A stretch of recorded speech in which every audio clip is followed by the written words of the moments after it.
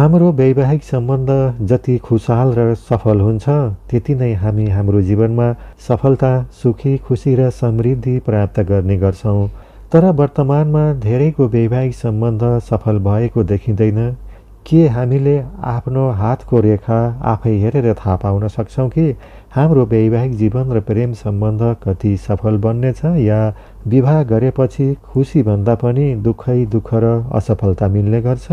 आजको यो भागमा म तपाईलाई हस्तरेखा कसरी हेरिन्छ, हातमा हुने कुन रेखाले यो संकेत दिन्छ कि हाम्रो वैवाहिक जीवन र प्रेम सम्बन्ध कति सफल हुनेछ या असफल हुनेछ, यस बारेमा विस्तारले जानकारी दिनेछु। म हुम राजु पराजुले।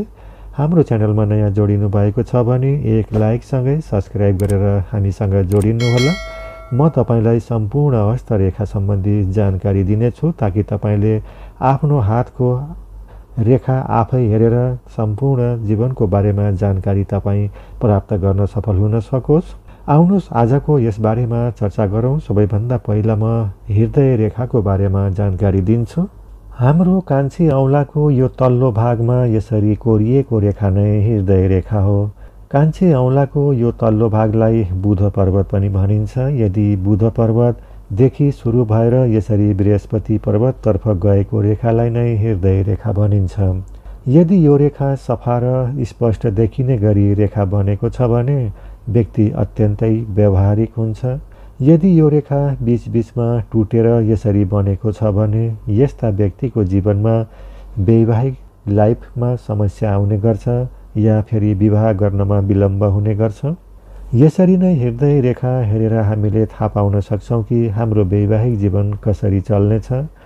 साथै यदि यही रेखा यसरी गएर बीचबीचमा यसरी टुक्रिएको छ या क्रसको चिन्ह बनेको छ भने पनि यस्तो रेखा उनीहरूको जीवनमा पनि वैवाहिक जीवनमा समस्या आउने गर्छ। या फेरि कसैको हातमा यो हृदय रेखामा यसरी दीप जस्तो बनेको छ भने पनि यिनीहरूको वैवाहिक जीवनमा पनि समस्या देखिने गर्छ। पति पत्नी बीच माया, प्रेम र सद्भावमा कमी देखिने गर्छ। यसरी नै हृदय रेखा अति महत्त्वपूर्ण मानिन्छ वैवाहिक जीवन सफल र असफल हुनुमा। साथै अन्य पारिवारिक खुसीमा पनि यो हृदय रेखाबाट नै धेरै जानकारी प्राप्त गर्न सकिन्छ। हृदय रेखा सफा र लामो छ तर यही रेखासँगै सानो सानो रेखाहरू यसरी तलपट्टि बनेको छ भने यस्तो रेखा हुनेहरूमा पनि वैवाहिक सम्बन्धमा, प्रेम जीवनमा सन्तुष्टि कमै मिल्ने गर्छ। प्रेममा धोका मिल्न सक्छ या वैवाहिक जीवनमा डिभोर्ससम्म हुने गर्छ। तपाईँ इमान्दार हुँदाहुँदै पनि, मिलनसार हुँदाहुँदै पनि अरूले तपाईलाई धोका दिने गर्छन्। यसरी यदि कसैको हातको हृदय रेखा बनेको छ भने वैवाहिक जीवनमा कतै समस्या आउन सक्छ है भनेर संयम र सजग रहेर आपसी विश्वास र प्रेम सम्बन्धलाई बेलैमा सुधारेर एक आपसको कमी कमजोरीलाई व्यवस्था गरेर अघि बढ्न सके वैवाहिक जीवनमा आइपर्ने समस्यालाई बेलैमा सुधार गर्न सकिन्छ। यदि कसैको हृदय रेखा सफा छ, स्पष्ट छ र पनि वैवाहिक सम्बन्ध सुमधुर बन्न सकेको छैन भने सँगै अर्को रेखा पनि हेर्नुपर्छ। त्यो हो विवाह रेखा। विवाह रेखा कान्छी औँलाको तल्लो भागमा यहाँबाट कोरिएको हुन्छ। हृदय रेखा र यो कान्छी औँला बीचको दूरीलाई 50 वर्ष मानिन्छ। यही बीचमा रेखा मध्यभागमा कोरिएको छ भने 25 वर्षमा विवाह हुन्छ भनेर मान्नुपर्छ। भने यो रेखा कति दूरीमा बनेको छ यसरी हिसाब गरेर तपाईँ आफै पनि हिसाब गर्न सक्नुहुन्छ कि विवाह चाँडै हुन्छ या विवाह गर्नमा ढिलाइ हुनेछ। यसरी तपाईले आफै आफ्नो हातको रेखा यसरी हेरेर पनि विवाह कहिले हुन्छ भनेर आफै जानकारी लिन सक्नुहुन्छ। कति वर्षमा विवाह हुन्छ र यो रेखा कुन भागमा कोरिएको छ त्यही अनुसार विवाहमा छिटो हुन सक्छ या देरी हुन सक्छ, आफै हिसाब गर्न सकिन्छ। यदि कसैको पनि हातमा यो विवाह रेखा यसरी दुईमुखी बनेको छ भने पनि पति पत्नी बीच अलग अलग रहनुपर्ने बाध्यात्मक परिस्थिति आइपर्ने गर्छ। चाहे त्यो करियर बनाउनको लागि पति पत्नी एक आपसदेखि टाढिन सक्छन् या आर्थिक समस्याले गर्दा उनीहरू अलग अलग रहनुपर्ने बाध्यता आउन सक्छ। यस्तो परिस्थिति, यस्तो रेखा उनीहरूको जीवनमा पनि आइलाग्ने गर्छ। यदि विवाह रेखामाथि यसरी आएर अर्को रेखाले बन्द गरिदिएको छ भने पनि यस्तो रेखा उनीहरूको जीवनमा पनि वैवाहिक जीवनमा समस्या आउने गर्छ। त्यस्तै देख्नमा त यो विवाह रेखा सफा र स्पष्ट छ, तर बीचमा कतै यसरी सानो दीप जस्तै बनेको छ भने पनि यिनीहरूको जीवनमा विवाह गरेर खुसियाली भन्दा पनि धेरै दुःख आइपर्ने गर्छ। विवाह रेखा जति सफा र स्पष्ट छ त्यति नै वैवाहिक जीवन खुसहाल बन्ने गर्छ। यसरी नै हामी हाम्रो विवाह रेखा हेरेर थाहा पाउन सक्छौँ कि हाम्रो वैवाहिक जीवन कति सफल रहनेछ।